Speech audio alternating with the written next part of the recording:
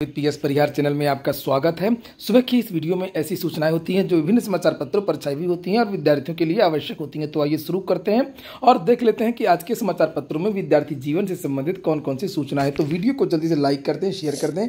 जिन छात्रों ने चैनल को अभी भी सब्सक्राइब न किया हो तो जल्दी से सब्सक्राइब करें ताकि आप लोगों को इसी प्रकार की ऑथेंटिक अपडेट सबसे पहले मिलती रहे। उत्तर प्रदेश परिवहन विभाग से भर्तियां शुरू हो गई हैं। यूपी से अभी हाल ही में परिवहन विभाग में एक भर्ती आई थी कांस्टेबल की। प्रवर्तन कार्यालय से वो भर्ती आई हुई है और अब अन्य श्रेणियों में भर्तियों की घोषणा की गई है। यहाँ पर देख सकते हैं प्रदेश के परिवहन राज्य मंत्री स्वतंत्र प्रभार दयाशंकर सिंह ने बताया कि विभाग में विभिन्न श्रेणी के 2252 पदों पर जल्द भर्ती होगी। इसमें सहायक क्षेत्रीय प्रबंधक के 50 और सहायक विधि अधिकारी के 6 पद भी शामिल हैं। उन्होंने बताया कि सहायक क्षेत्रीय प्रबंधकों एवं सहायक विधि अधिकारी की भर्ती संविदा के आधार पर होगी। इसकी स्वीकृति भी हो चुकी है और इसके अलावा परिवहन निगम के 6 रीजन में 1649 संविदा परिचालक की भर्ती की जाएगी। समूह ग और घ के तहत स्वीकृत 547 कर्मियों की भर्ती भी विभाग करने जा रहा है। यह भर्ती उत्तर प्रदेश अधीनस्थ सेवा चयन आयोग के माध्यम से होगी। यह 2 चरणों में पूरी की जाएगी। पहले चरण में 383 पदों पर भर्ती होगी और इसमें केंद्र प्रभारी के 93, मैकेनिक के 240, इलेक्ट्रीशियन के 25 और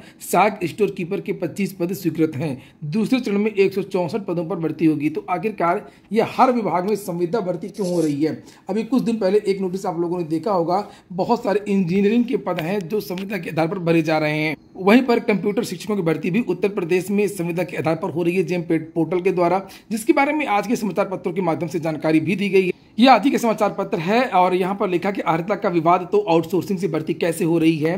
प्रदेश के 890 राजकीय माध्यमिक विद्यालयों में आउटसोर्सिंग के जरिए कंप्यूटर शिक्षकों की भर्ती होने जा रही है। प्रतियोगी छात्रों ने सवाल उठाए कि जब LT ग्रेड शिक्षक के पदों पर समकक्ष अर्हता को लेकर के विवाद है तो आउटसोर्सिंग से भर्ती के लिए अर्हता का निर्धारण किस आधार पर किया गया? शासन ने तय किया है कि आउटसोर्सिंग से कंप्यूटर शिक्षक की भर्ती के लिए जिम पोर्टल के माध्यम से सेवा प्रदाता संस्था का चयन किया जाएगा। समग्र शिक्षा के तहत कंप्यूटर शिक्षक के लिए केंद्र सरकार की ओर से 10 माह के लिए 30,000 रुपये प्रति माह की दर से धनराशि अनुमोदित की गई है। इसमें सेवा शुल्क GST भी कटेगा। ऐसे में कंप्यूटर शिक्षकों का मानदेय प्रतिमाह तकरीबन 25,000 रुपये आएगा। प्रतियोगी छात्रों का कहना है कि राजकीय माध्यमिक विद्यालयों में LT ग्रेड शिक्षक भर्ती के लिए वर्ष 2018 में विज्ञापन जारी किया गया था। इसके बाद से कोई भर्ती नहीं आई थी। 1673 पद थे उस भर्ती में, जिसमें से मात्र 36 विद्यार्थियों का ही चयन हुआ था। आगे लिखा है कि कंप्यूटर शिक्षक के 1637 पद खाली पड़े हैं। आयोग के पास महीनों से विभिन्न विषयों में LT ग्रेड शिक्षक के 6,000 से अधिक पदों का अधियाचन पड़ा हुआ। युवा मंच के अध्यक्ष अनिल सिंह का कहना है कि जिस पद की अर्हता स्पष्ट नहीं है उस पद पर आउटसोर्सिंग से भर्ती किस आधार पर की जा रही है। इसी वजह से मुख्यमंत्री को ट्वीट करके मांग की जा रही है कि शिक्षकों की आउटसोर्सिंग से भर्ती प्रक्रिया तत्काल रोकी जाए। यूपी ने JEE 2016 का परिणाम जारी किया है। उसके बारे में भी समाचार पत्र में ये जानकारी दी गई है, जिसे आप लोग यहाँ पर देख सकते हैं। इसरो प्रमुख बोले 13 जुलाई को लॉन्च होगा चंद्रयान 3। भारतीय अंतरिक्ष अनुसंधान संगठन इसरो के मिशन चंद्रयान 3 की लॉन्चिंग की तैयारियां अंतिम चरणों में हैं। इसरो के चेयरमैन S सोमनाथ ने सोमवार को कहा कि चंद्रमा पर सॉफ्ट लैंडिंग के लिए चंद्रयान 3 की लॉन्चिंग की तारीख 13 जुलाई है। हालांकि यह तारीख 19 जुलाई तक जा सकती है। सोमनाथ ने कहा कि हम चांद पर सॉफ्ट लैंडिंग करने में सक्षम होंगे। इससे पहले उन्होंने कहा कि चंद्रयान 3 का परीक्षण पूरा हो गया है। अच्छा, जुलाई के महीने में बहुत सारे महत्वपूर्ण दिन हैं और आज है 4 जुलाई। कमेंट बॉक्स में आप लोग बताएं कि 4 जुलाई क्यों महत्वपूर्ण है। अंतर्राष्ट्रीय स्तर पर 4 जुलाई को क्या हुआ था? बहुत दुख की बात है कि पुरुष आयोग बनाने की याचिका खारिज कर दी गई है सुप्रीम कोर्ट के द्वारा। उच्चतम न्यायालय ने सोमवार को घरेलू हिंसा से पीड़ित विवाहित पुरुषों द्वारा आत्महत्या के मामलों से निपटने के लिए दिशा निर्देश संबंधी याचिका पर सुनवाई से इनकार कर दिया। इस जनहित याचिका में पुरुषों के हितों की रक्षा के लिए राष्ट्रीय पुरुष आयोग स्थापित करने का अनुरोध किया था। इसके बाद न्यायमूर्ति सूर्यकांत और न्यायमूर्ति दीपांकर दत्ता ने मामले पर विचार करने से इनकार कर दिया। लोक सेवा आयोग ने एक विज्ञप्ति भी जारी की है, जिसे आप लोग देख सकते हैं। साक्षात्कार का कार्यक्रम में कुछ भर्तियों का, और ये भर्ती निकली थी उत्तर प्रदेश आयुष होम्योपैथी विभाग से, उत्तर प्रदेश आयुष यूनानी विभाग से, प्रवक्ता फॉरेंसिक मेडिसिन एंड टॉक्सिकोलॉजी से, रीडर इलाज विद तबदीर। तो यहाँ पर 7 और 2 पदों की जो साक्षात्कार है वो इन विद्यार्थियों का 13 जुलाई को होगा और इन विद्यार्थियों को 14 जुलाई को होगा। लोक सेवा आयोग, हाँ याद आया कि आज 11 बजे उत्तर प्रदेश लोक सेवा आयोग विद्यार्थी पहुंचेंगे अपनी विभिन्न मांगों को लेकर के। मांगे प्रमुख यही हैं कि आखिरकार गलत प्रश्न क्यों डाले जाते हैं। लोक सेवा आयोग 150 प्रश्न गैर विवादित क्यों नहीं बना पाता है। परिणाम के बाद में तुरंत आंसर की, तुरंत उत्तर कुंजी, तुरंत कट ऑफ वगैरह जो है रिवाइज फाइनल क्यों जारी नहीं करता है। तो शांतिपूर्वक तरीके से ये विद्यार्थी आज अपनी बात रखेंगे और अगर आप भी इससे पीड़ित हैं तो आप लोग भी आज उत्तर प्रदेश लोक सेवा आयोग पहुंच सकते हैं। नए सत्र से पहले शिक्षकों की भर्ती करने का निर्देश दिया गया है। विश्वविद्यालय अनुदान आयोग यूजीसी ने सभी राज्यों और विश्वविद्यालयों को नया शैक्षणिक सत्र शुरू होने से पहले शिक्षकों और कर्मचारियों के खाली पदों को भरने का निर्देश दिया है। यूजीसी के सचिव प्रोफेसर मनीष जोशी ने सभी राज्यों के शिक्षा सचिव और कुलपतियों को लिखा कि उच्च शिक्षण संस्थान यूजीसी विनियम 2018 के तहत भर्ती कर सकते हैं। विश्वविद्यालयों में 16 अगस्त से नया शैक्षणिक सत्र शुरू होने जा रहा है। डीएलएड में कोई एडमिशन ही नहीं ले रहा है। यहाँ पर देख सकते हैं जितने पद हैं उससे भी कम आवेदन आए। फिर से डेट बढ़ाई जाएगी और फिर से जो है पोर्टल ओपन होगा। डिप्लोमा इन एलिमेंट्री एजुकेशन यानी डीएलएड में दाखिले की तिथि बढ़ाने की घोषणा जल्द हो सकती है। परीक्षा नियामक प्राधिकारी की तरफ से इस बाबत प्रस्ताव भेजा जा रहा है। सूबे में डाइट और सिटी में भी डीएलएड की पढ़ाई होती है। प्रदेश में 67 डाइट है और सिटी संस्थान है। यही सब बातें यहाँ पर लिखी हुई हैं, इनका कोई मतलब नहीं है।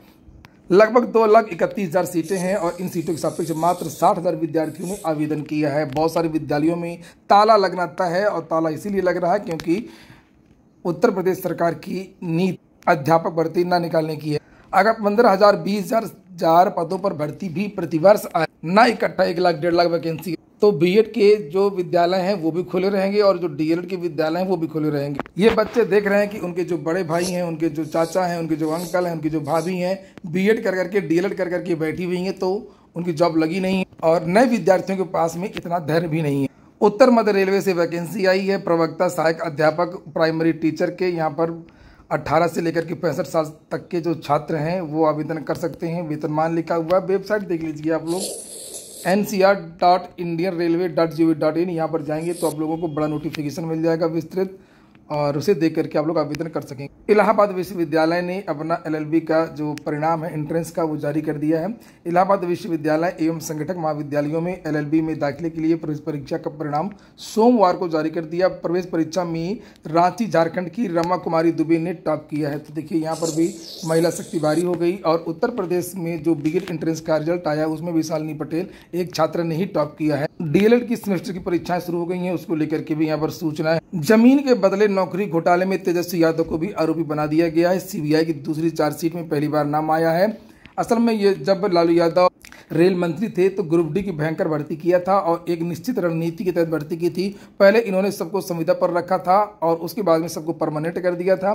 जिनको परमानेंट करता था उनकी जमीनें लिखवाई, उनसे पैसा लिया, ऐसा था सीबीआई का कहना है। देखिए यहाँ पर लिखा हुआ है कि धज्जियां उड़ाते हुए भर्तियां की गई थी 2004 से 9। कोई विज्ञापन नहीं निकाला गया, किसी को पता ही नहीं चला कि भर्तियां रेलवे में होती भी हैं या नहीं होती हैं और इस बीच में चुपचाप संविदा पर भर्तियां होती रहीं और उसके बाद में इनको परमानेंट किया गया। लिखा श्रेणी डी के पदों के लिए ना तो कोई विज्ञापन निकाला गया और ना ही सार्वजनिक नोटिस जारी की गई।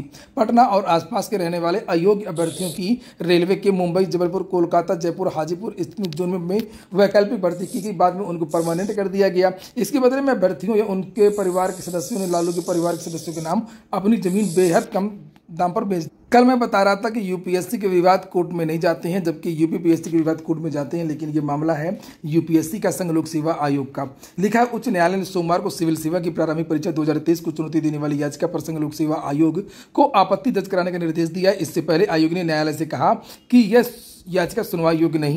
बाद में जस्टिस चंद्रधारी सिंह के समक्ष आयोग की ओर से पेश अधिवक्ता नरेश कौशिक ने कहा कि इस याचिका पर सुनवाई करने के लिए केंद्रीय प्रशासनिक न्यायाधिकरण कैट उचित मंच है। इसके बाद में न्यायालय ने आयोग को इस बारे में आपत्ति कराने, कानूनी पहलुओं और पूर्व का कोई फैसला बताने के लिए कहा। अच्छा, मामला यह है लिखा कि परीक्षा में 17 प्रतिभागियों की ओर से दायर याचिका में समान अध्ययन के पेपर फर्स्ट और 2 को दोबारा से पेपर सेकंड को दोबारा से आयोजित करने का आदेश देने की मांग की गई है। दोबारा परीक्षा की मांग की गई है यूपीएससी की आईएएस की।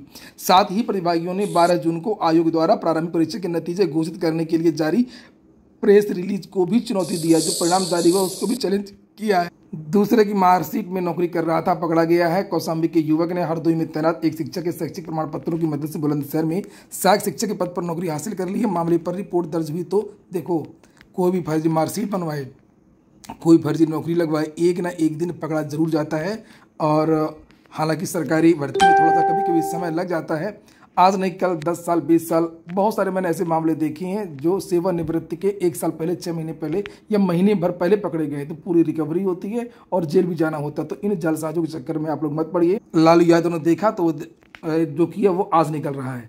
तो चाहे जो हो, गलत चीज वो पकड़ में ही आती है और आप अंदर से मजबूत भी नहीं रहेंगे। लोक सेवा आयोग ने 100 विशेषज्ञ हटाया है। जो कल नोटिस जारी हुई थी उसके बारे में ये सूचना है।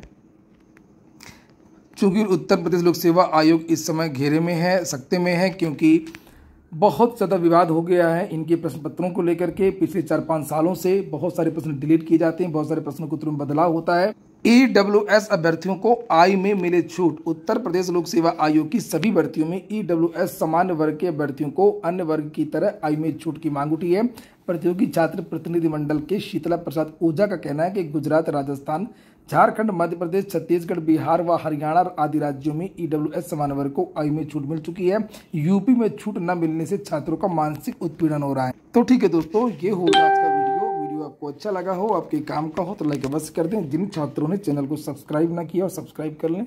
जिन छात्रों ने टेलीग्राम चैनल को ज्वाइन न किया हो तो टेलीग्राम चैनल को भी ज्वाइन कर लें। टेलीग्राम चैनल की लिंक मैंने डिस्क्रिप्शन बॉक्स में दे दी है।